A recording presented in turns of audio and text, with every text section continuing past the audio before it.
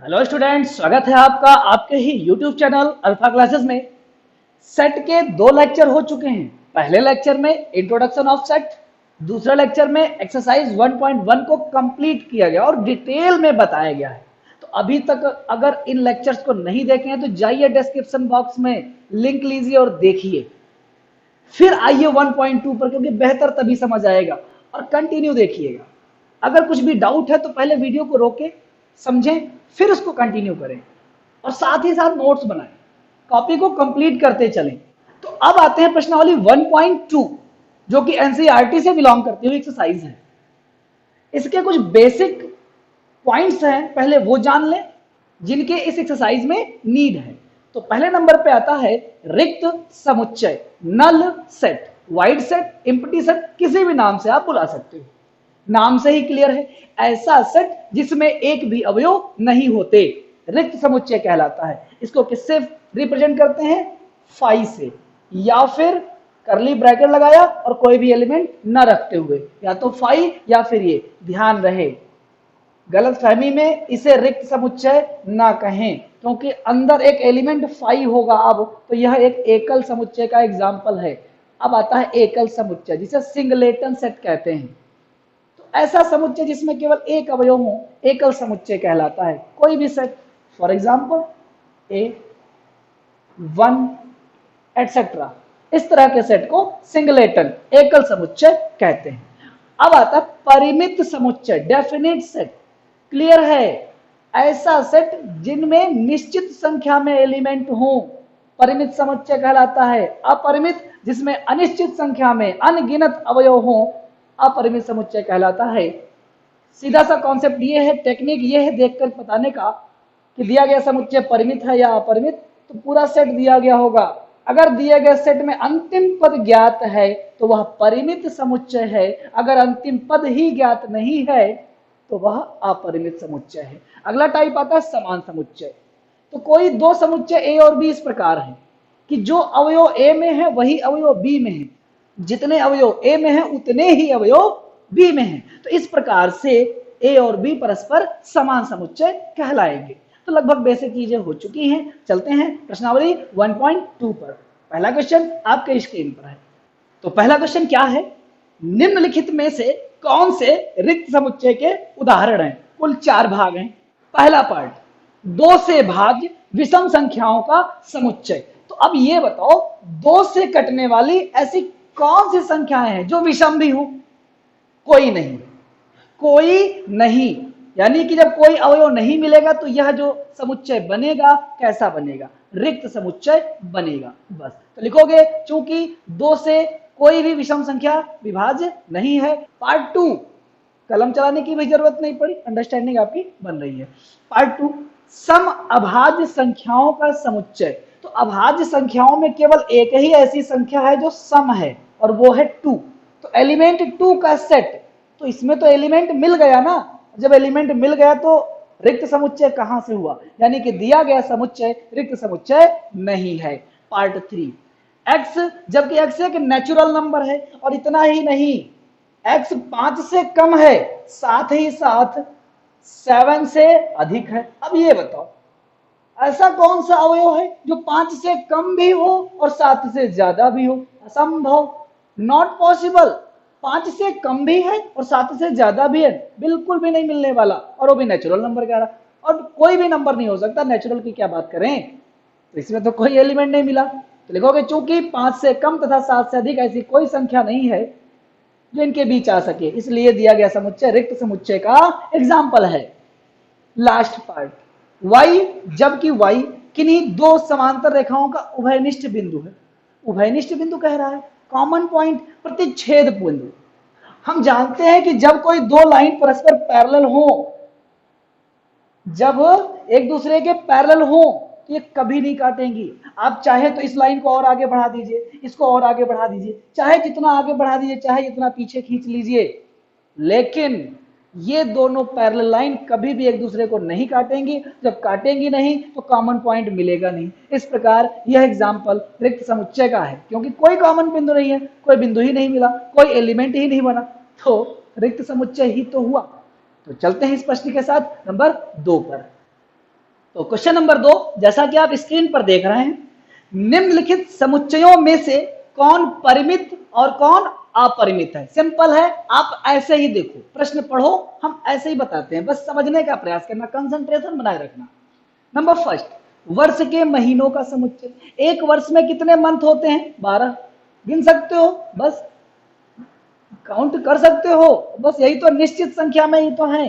तो इस प्रकार से इसका जो समुच्चय बनेगा परिमित बनेगा। तो केवल हाँ या ना में जवाब देना है, परिमित है या परिमित नहीं है, अपरिमित है। तो बस पार्ट 2, 1 2 3 डॉट डॉट डॉट। तो जब इस तरह का सेट दिया हो 1 2 3 डॉट डॉट डॉट, तो आप स्टार्टिंग में क्या दिया है मैटर उसका नहीं है, लास्ट में क्या दिया है यही मैटर करता है। अगर अंतिम पद ज्ञात है तो दिया गया समुच्चय परिमित होगा, नहीं दिया है अपरिमित होगा। तो बस लिख दोगे, चूंकि इस दिए गए समुच्चय में अनगिनत पद हैं, अनंत पद हैं, इसलिए यह समुच्चय अपरिमित समुच्चय होगा। पार्ट 3 आते हैं, लिखा हुआ है 1 2 3 डॉट डॉट और लास्ट में 99 100। तो स्टार्टिंग में क्या दिया है मैटर ये नहीं है, लास्ट वाला टर्म गिवन है कि नहीं, गिवन है, तो बस 1 से 100 तक की प्राकृतिक संख्याएं लिखी हुई हैं, गिना जा सकता है। इस प्रकार से यह एग्जाम्पल परिमित समुच्चय का है, यानी कि क्या लिखोगे, परिमित समुच्चय। लिखने के बाद नीचे क्या लिखोगे, डेफिनिट सेट। अगला पार्ट आता है 100 से बड़े धन पूर्णांकों का समुच्चय। 100 से बड़े 101 102 103 धन पूर्णांकों का समुच्चय। कहां तक जाना है नहीं पता है, कहां तक जाना है नहीं पता है। मेरे भाई जब अंतिम पद पता ही नहीं है तो कैसे कह पाओगे कि परिमित है। ठीक है, तो अब ये क्या हुआ, परिमित नहीं है तो क्या हुआ, अपरिमित होगा। That's it. अगला 99 से छोटे अभाज्य पूर्णांकों का समुच्चय। 99 से छोटे, तो अभाज्य संख्याएं जो होती हैं वो 2 से स्टार्ट होती है, 2 3 5 7, और 99 से छोटे कहां तक अभाज्य संख्याएं, 97 तक, और कुल 25 होती हैं। कितनी होती हैं, 1 से 100 तक 25 अभाज्य संख्याएं होती हैं। 99 अभाज्य नहीं है, लेकिन 99 से छोटे 97 तक ही 100 में एंड है अभाज्य संख्याओं का, प्राइम नंबर का। तो खैर लास्ट टर्म हमको पता है यहां पर, इसलिए यह परिमित समुच्चय है। अदरवाइज क्या होता, अगर नहीं पता होता तो अपरिमित होता। तो इसके नीचे आप क्या लिखोगे, बस लिखने के बाद लिखोगे परिमित समुच्चय, लेकिन सेट बनाने के बाद। तो चलते ही इसी के साथ क्वेश्चन नंबर 3 पर। क्वेश्चन नंबर 3 आपके स्क्रीन पर है, पढ़ देते हैं। लिखा हुआ निम्नलिखित समुच्चयों में से प्रत्येक के लिए बताइए कौन से परिमित हैं और कौन अपरिमित हैं। फिर से आ गया मेरे भाई, फिर से वही क्वेश्चन आ गया उसी टाइप का। पढ़ते हैं, लिखा हुआ है पार्ट 1, एक्स अक्ष के समांतर रेखाओं का समुच्चय। एक्स अक्ष के समांतर, चलिए यहां देखते हैं, ये एक्स एक्सिस है, ये वाई एक्सिस है। एक्स एक्सिस यही तो है हॉरिजॉन्टल लाइन के पैरेलल, एक ये लाइन खींच दो, एक ये लाइन खींच दो, यहां भी खींच दो, यहां भी खींच दो, यहां भी खींच दो। कोई एंड पॉइंट है नहीं, अनंत समांतर रेखाएं खींची जा सकती हैं, इसलिए यह एक अपरिमित समुच्चय का उदाहरण है। लिखोगे चूंकि एक्स अक्ष के समांतर अनंत रेखाएं खींची जा सकती हैं, इसलिए अपरिमित समुच्चय होगा।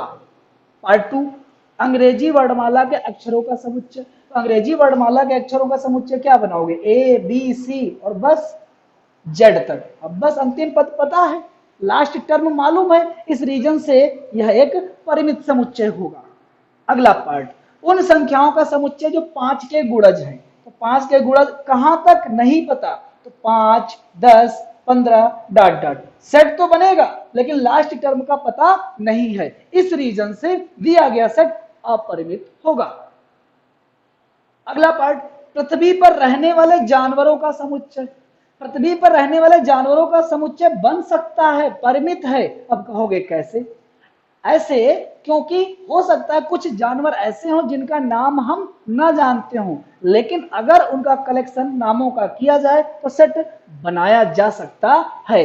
लिमिटेड प्रकार के ही, विभिन्न प्रकार के ही कुछ जानवर हैं जिनके नाम लिखकर सेट बनाया जा सकता है। बस बात यही है कि कुछ जानवरों के नाम हम जानते हैं, कुछ के नहीं जानते हैं। तो मैटर जानने और न जानने का यहाँ नहीं है, परिमित होगा या अपरिमित, तो निश्चित संख्या में ही यहाँ पर जानवर हैं। तो अगला है मूल बिंदु 0 0 से होकर जाने वाले वृत्तों का समुच्चय।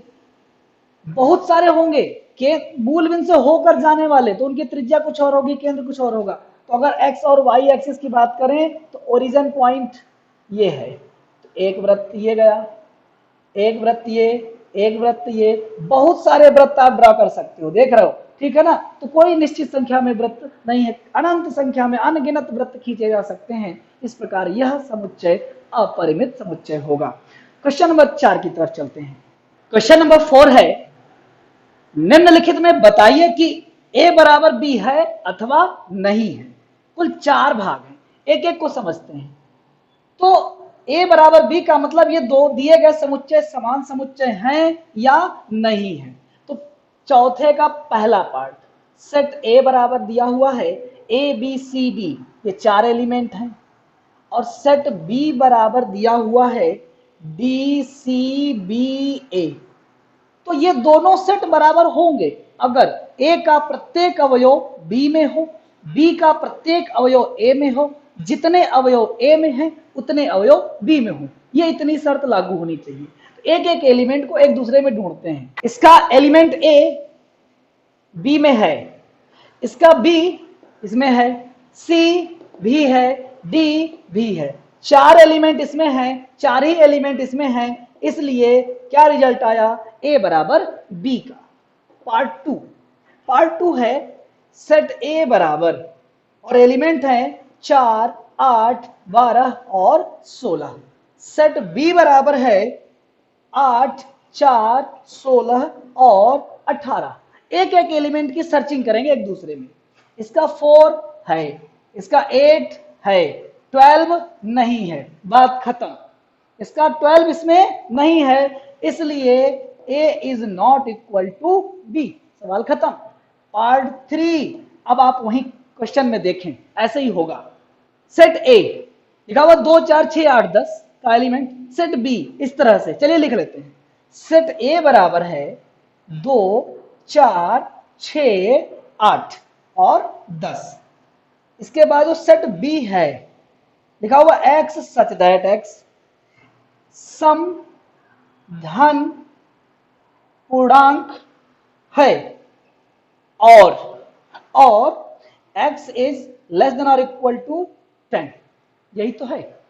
अब सेट b को रोस्टर रूप में लिखना होगा पहले। तो सम धन इवन पॉजिटिव इंटीजर है, तो 10 से कम या बराबर कौन से सम धन पूर्णांक हैं, 2, 4, 6, 8 और 10। मिलाइए, जो एलिमेंट a में है सेम टू सेम वही एलिमेंट b में है, इसलिए कह सकते हो a is equal to b। हो गया। पार्ट 4 क्या है, आप क्वेश्चन देखें। लिखा हुआ है x संख्या 10 का गुणज है, सेट a, और जब 10 का गुणज है तो सेट बनेगा 10, 20, 30, 40 डॉट डॉट। इसी प्रकार सेट b दिया हुआ है 10, 15, 20, 25, 30 डॉट डॉट। अब आप नोटिस करो ना, इसका 10, 20, 30, 40 तो इसमें मिलेगा, लेकिन इसका 15, 25, 35 ए में नहीं मिलेगा। बस यही रीजन तो है नॉट इक्वल टू के लिए। इसके कुछ एलिमेंट बी के कुछ एलिमेंट ए में नहीं है, बस इसीलिए ये इक्वल टू नहीं है। क्वेश्चन 4 कंप्लीट हो गया। अब चलेंगे क्वेश्चन नंबर 5 पर। क्वेश्चन नंबर 5 आप स्क्रीन पर देख रहे हो, लिखा हुआ है क्या निम्नलिखित समुच्चय युग्म समान है, कारण सहित बताइए। रीजन भी देना है, तो चलिए देखते हैं। कुछ 2 पार्ट में है। पहला पार्ट क्या है, 5वें का पहला part, set A is equal to 2,3, set B is equal to x, जबकि x समीकरण x square plus 5x plus 6 equal to 0 का एक हल है।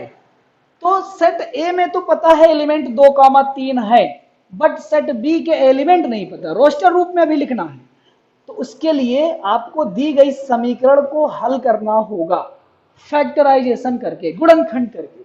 तो एक्स स्क्वायर प्लस 6 कम 6 लाना है 5, 2 3 6, तो 2x प्लस 3x बन जाएगा। और प्लस का 6 इक्वल टू 0। दो दो के जोड़े बनाएंगे, तो पहले जोड़े से जब x कॉमन होगा तो x प्लस 2 बचेगा, अगले जोड़े से 3 कॉमन होगा तो फिर x प्लस 2 बचेगा, सेम टू सेम का फैक्टर, तो x plus 2 x plus 3 equal to 0। इस तरह से एक एक को जब 0 के साथ लोगे तो x बराबर -2 x बराबर -3 आएगा, तो सेट B बनेगा -2 -3। अब इसे देखो और इसे देखो, 2 और 3 तो है लेकिन यहां पॉजिटिव है यहां निगेटिव है, इसी रीजन से ये नॉट इक्वल टू। तो जो हल कर रहे हो यही तो रीजन है, सॉल्व हो चुका है। अगला पार्ट, सेकेंड पार्ट देखिए, क्वेश्चन क्या है। एक्स शब्द फॉलो का एक अक्षर है, तो फॉलो के अक्षरों का समुच्चय जब बनाओगे तो एफ आएगा, ओ आएगा, फिर एल आएगा, फिर ओ नहीं लोगे डब्ल्यू, बस हो गए। सेट बी शब्द वोल्फ का एक अक्षर है, तो डब्ल्यू ओ एल एफ। देखो इसमें 4 एलिमेंट, इसमें 4 एलिमेंट, जो इसमें एलिमेंट वही इसमें एलिमेंट, यही तो रीजन है कि दोनों क्या हैं, इक्वल टू है, ए बराबर बी है। और इसी के साथ क्वेश्चन नंबर 5 भी कंप्लीट होता है। तो चलते हैं क्वेश्चन नंबर 6 पर। क्वेश्चन नंबर 6, नीचे दिए हुए समुच्चयों में से समान समुच्चयों का चयन कीजिए। तो सबसे पहले दिए गए सेट जितने भी हैं लिख लेंगे, ए बराबर बी बराबर C D E F G और एच, सभी के सभी लिखेंगे और एक एक से सबकी तुलना करेंगे। तो नंबर 6 का सेट ए, तो सेट ए इक्वल टू क्या है, 2 4 8 12। फिर सेट बी, सेट बी है 1 2 3 and 4, C 4 8 12 14, D 3 1 4 2, set E -1 1, set F 0 a, G है 1 -1 एंड लास्ट एच है 0 1। तो अभी यहां सॉल्यूशन की बात करेंगे, लिख लिया गया। अब आपको देखिए, ए को पकड़ो, ए में है 2 4 8 12। देखो किसमें है, इसके सारे एलिमेंट, और 4 ही एलिमेंट वाला सेट हो, 2 4 8 12 इसमें नहीं है, 4 8 12 14 यह भी नहीं है, 3 1 4 2 इसके भी बराबर नहीं है, -1 1, यानी कि आप देख रहे हो कि जो सेट ए है वो किसी के इक्वल नहीं है। सेट बी 1 2 3 4 इसमें नहीं है, 3 1 4 2, बस ये देखो क्रम अलग है लेकिन जितने अवयव बी में है उतने ही अवयव डी में है, जो अवयव बी में है वही अवयव डी में है। तो इस प्रकार क्या बना, बी बराबर डी। तो यहां लिख दोगे बी बराबर डी। फिर आते हैं बी का और किसी के साथ देखते हैं बराबर है क्या, तो नहीं, डी के बाद और किसी के साथ बराबर नहीं है। अब सी देखो 4 8 12 14 किसी के साथ इक्वल नहीं है, डी केवल बी के साथ इक्वल आया है। अब ई देखो, ई में जो अवयव है वही जी में है, सेम टू सेम, बस क्रम आगे पीछे है। तो अगला जो है वो क्या होगा, ई इक्वल टू जी के, ठीक। फिर आता है एफ, एफ किसी के इक्वल नहीं है, जी केवल ई के इक्वल था, एच भी किसी के इक्वल नहीं है। तो इस प्रकार से दिए गए समुच्चयों में बी बराबर डी और ई बराबर जी होगा, और यही हो गया इस प्रश्न का सॉल्यूशन, आंसर। तो आज की वीडियो बस यहीं तक, मिलते हैं अगले वीडियो में, कुछ बेसिक कॉन्सेप्ट बताएंगे, फिर एक्सरसाइज 1.3 पर आएंगे। तब तक के लिए बाय बाय।